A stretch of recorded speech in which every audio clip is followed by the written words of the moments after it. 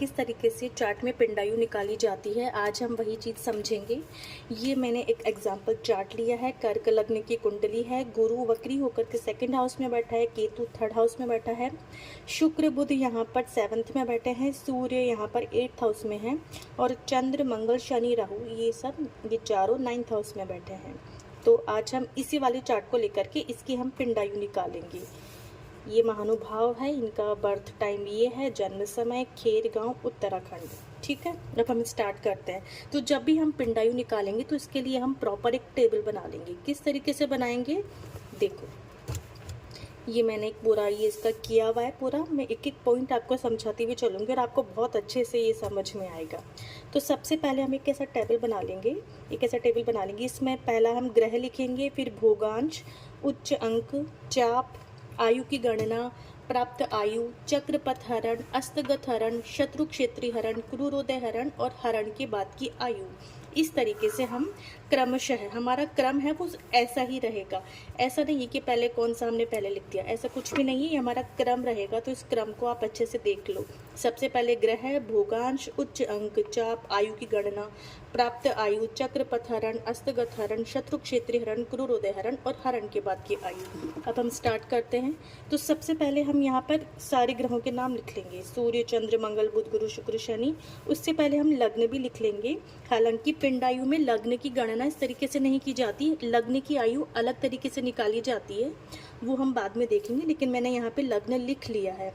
इसको मैंने इसकी जो डिग्री है, मतलब ये जो साइन डिग्री सब कुछ लिखा हुआ है, इसको पूरी को मैंने डिग्री में कन्वर्ट करके लिख लिया।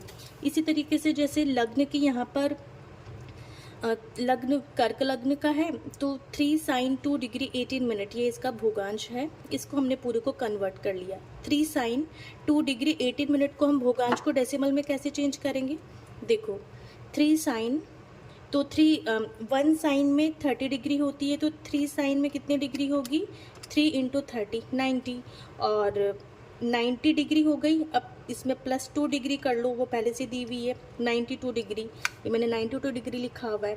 प्लस ये 30 डिग्री कहाँ से आई, क्योंकि हम जो 18 मिनट है इसको भी हम डिग्री में कन्वर्ट करेंगे। तो 18 / 60, ये आ गया 0.3, तो 92.30 डिग्री ये हमने लिख लिया। इसी तरीके से हम बाकी ग्रहों कोई भी जो भोगांश है उनको हम पूरा डिग्री में कन्वर्ट कर लेंगे।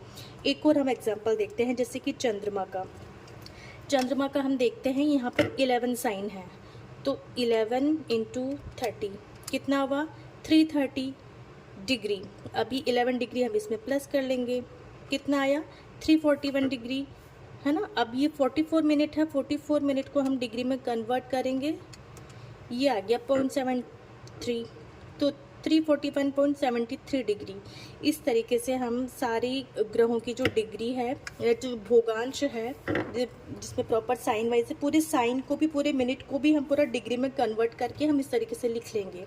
अब हमारा जो 3rd नंबर पे आ रहा है उच्च अंक, तो ग्रहों की उच्च अंक को भी हम डिग्री में लिख लेंगे। जैसे कि सूर्य मेष राशि में उच्च का होता है, तो हम यहाँ पर मेष राशि में हम 1 साइन नहीं लिखेंगे, हम 0 साइन 10 डिग्री लिखेंगे, क्योंकि वो मेष राशि में 10 डिग्री पर उच्च का होता है। तो यहाँ पर 10 डिग्री आ गया।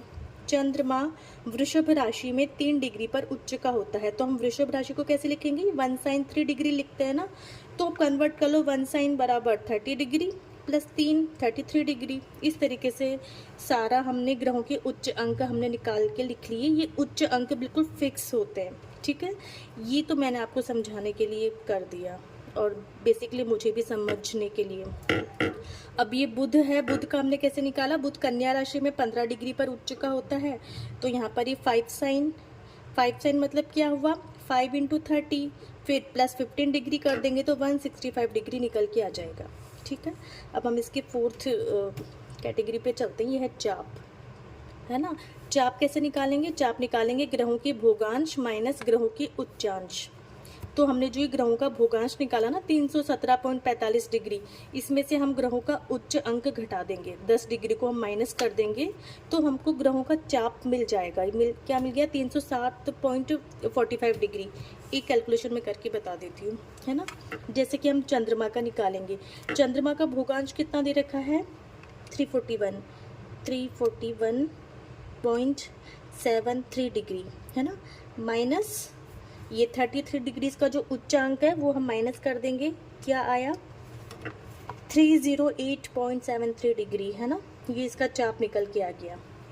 इस तरीके से हम सारे ग्रहों का ये चाप हम निकाल लेंगे। तो हमारा ये पूरा चाप निकल के आ गया। चाप का जो हमने फॉर्मूला बताया, भोगांश माइनस उच्च अंक। अब यहाँ पर चाप में एक बात ध्यान देने योग्य है कि अगर ये चाप 180 डिग्री से कम का आता है, हालांकि यहाँ पर कोई भी 180 डिग्री से कम नहीं है, लेकिन अगर चाप निकल के 180 डिग्री से कम का आता है तो हम उसको 360 में से घटा देंगे, ये एक नियम है। तो मेरा ये जो एग्जांपल था इसमें कोई भी चाप 180 डिग्री से कम का निकल के नहीं आया, तो मैं आपको ये चीज़ बता नहीं पाई। अगर यहाँ पर मानो ये 360 डिग्री है, अगर यहाँ पर ये होता मतलब 95 डिग्री होता तो ये बहुत कम अंक रहता। तो मैं पहले 95 को मैं 360 में से माइनस करती, फिर मैं वो लिखती कि ये चाप निकल के आया है। तो मुझे वो कैलकुलेशन करने की ज़रूरत ही नहीं पड़ी, क्योंकि यहाँ पर मेरे जो सारे अंक हैं वो 180 डिग्री से ज़्यादा है। ये सब डिग्री है, डिग्री, ठीक है। अब ग्रह भोगांश निकालिए, उच्चांक हो गया, चाप हो गया। अब है आयु की गणना। तो पिंडायु में प्रत्येक ग्रह को एक फिक्स आयु दी हुई है, वो हमें याद करके चलना है। जैसे कि सूर्य को 19 वर्ष की आयु दी हुई है, चंद्रमा को 25 वर्ष की आयु दी हुई है, मंगल को 15 वर्ष, बुध को 12 वर्ष, गुरु को 15 वर्ष, शुक्र को 21 वर्ष और शनि को 20 वर्ष की आयु, ठीक है। अब ये आयु की गणना का फॉर्मूला क्या है कि जो हमारा चाप निकल के आया ना 307.45 डिग्री, है ना, इसको हम 19 से मल्टीप्लाई करेंगे, क्योंकि सूर्य की आयु कितनी है 19, और हम 360 से इसको डिवाइड कर देंगे, ठीक है। इसी तरीके से जो चंद्रमा का जो चाप निकल के आया, तो चंद्रमा की आयु होती है 25 और उसको हम फिर 360 से डिवाइड कर देंगे। तो इस तरीके से हम सारे ग्रहों में आयु की गणना को इस तरीके से हम लिख लेंगे, ठीक है। और आप चाहो तो डायरेक्ट भी कर सकते हो। मैंने जो प्राप्त आयु लिखी है वो मैंने अलग से कॉलम बना करके लिखा है। तो इस तरीके से क्या फॉर्मूला निकला आयु की गणना का, चाप इंटू ग्रहों की आयु और डिवाइडेड बाय 360, ठीक है। अब हमें क्या आयु प्राप्त हुई, सूर्य की आयु जब हमने पूरा ये कैलकुलेशन किया तो 16.22 प्राप्त हुई। ये मैंने पूरा का पूरा कैलकुलेटर अच्छे से यूज़ लिया है इसमें, और इस तरीके से हमको आयु प्राप्त हो जाएगी। ये जो आयु की गणना का फॉर्मूला है, फिर हमने प्राप्त आयु यहाँ पे निकली।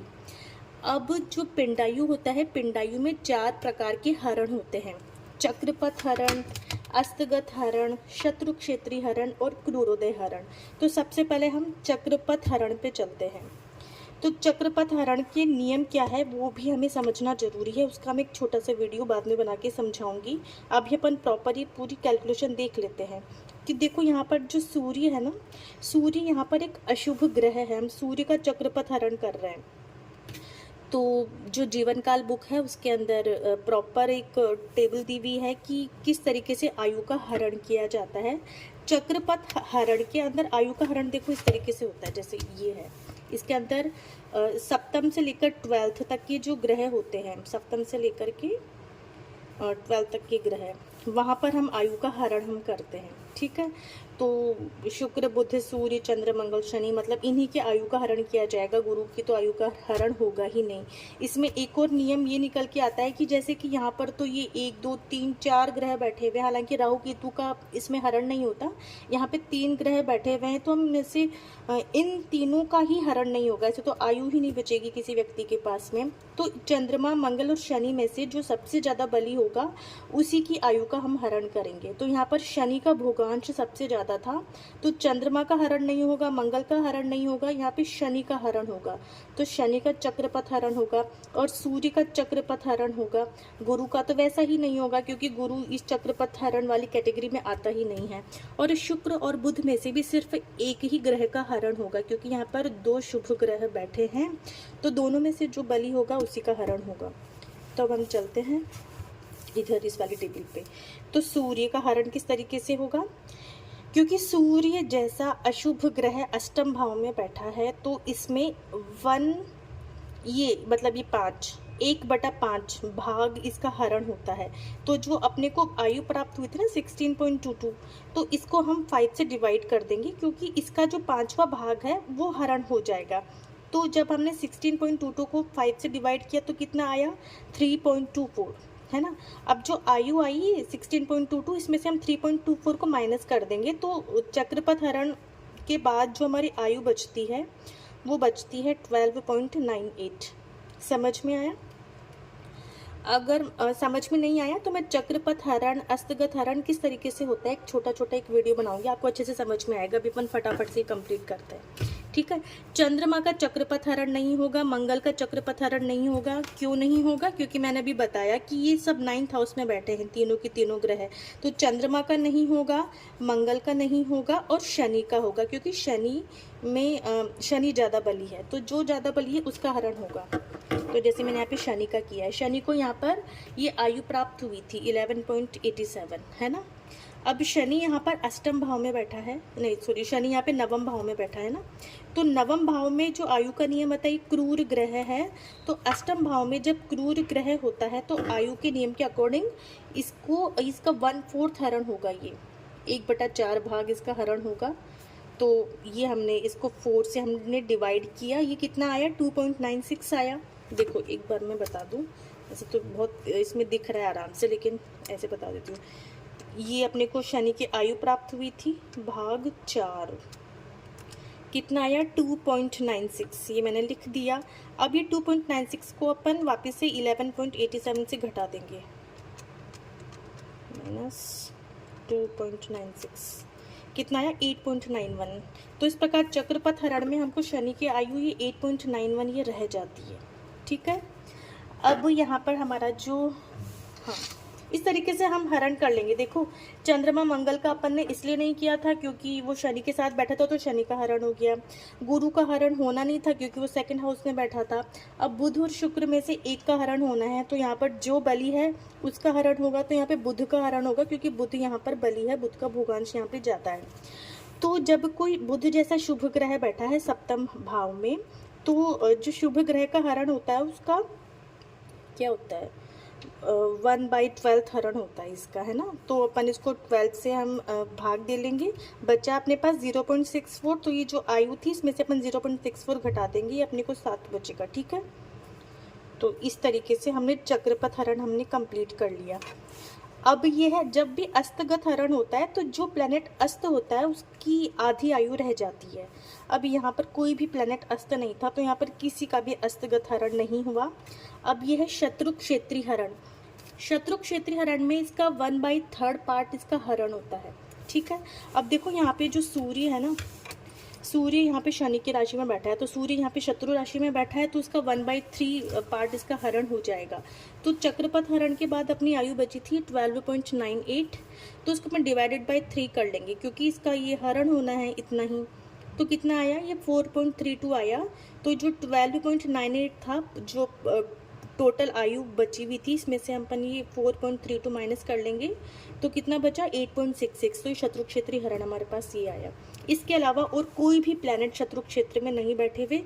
इसका भी एक टेबल है, वो भी मैं एक छोटे से वीडियो में आपको बताऊंगी किस तरीके से शत्रु क्षेत्रीय हरण किया जाता है और इसकी क्या रूल्स होते हैं, ठीक है। तो यहाँ पर सिर्फ और सिर्फ सूर्य का शत्रु क्षेत्रीय हरण हुआ है।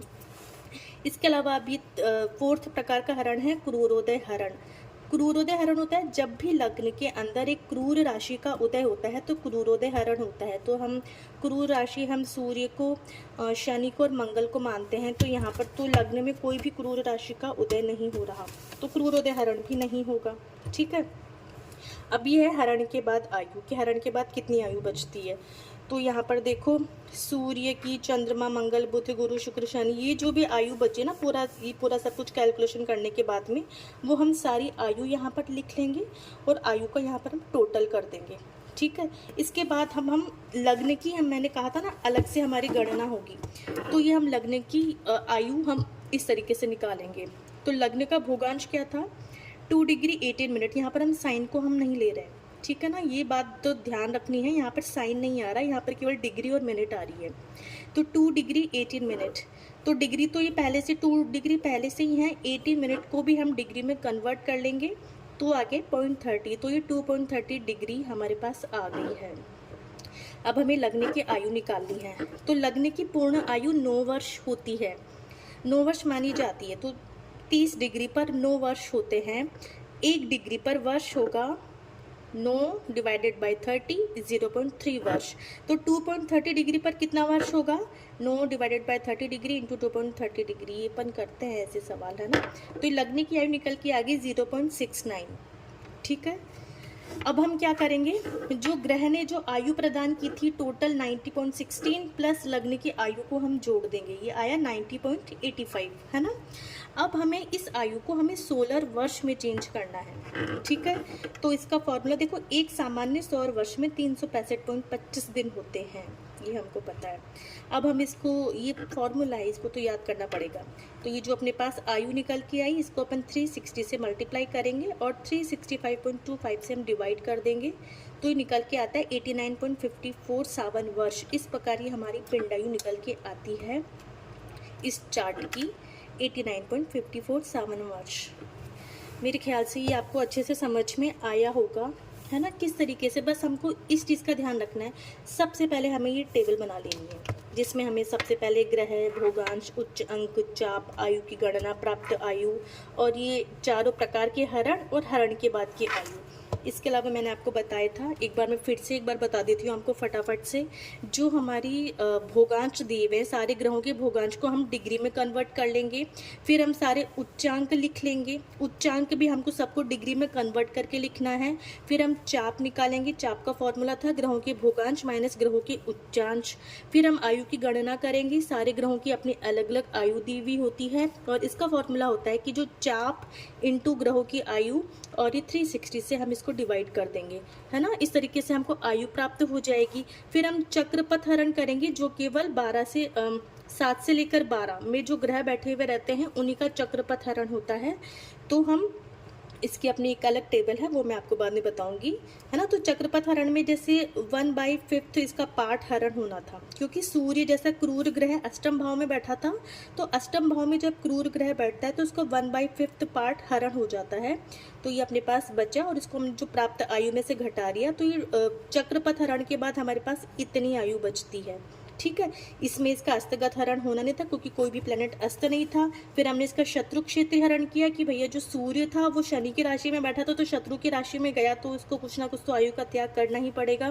तो ये अपने पास 8.66 आया और हरण के बाद की आयु, है ना। फिर हमको सारे की सारी आयु का टोटल करना है, फिर लग्न की आयु निकालनी है इसी वाले फॉर्मूले से। ठीक है, कि 30 डिग्री पर 9 वर्ष होते हैं, 1 डिग्री पर इतना वर्ष होगा, तो जो डिग्री निकल के आई लग्न की, इसमें इतना अपने को निकल के आया। दोनों को हम टोटल करेंगे और टोटल करने के बाद में 360 से मल्टीप्लाई करके 365.25 से डिवाइड कर देंगे, और इस तरीके से हमारे पास ये 52 वर्ष निकल के आ जाएगा।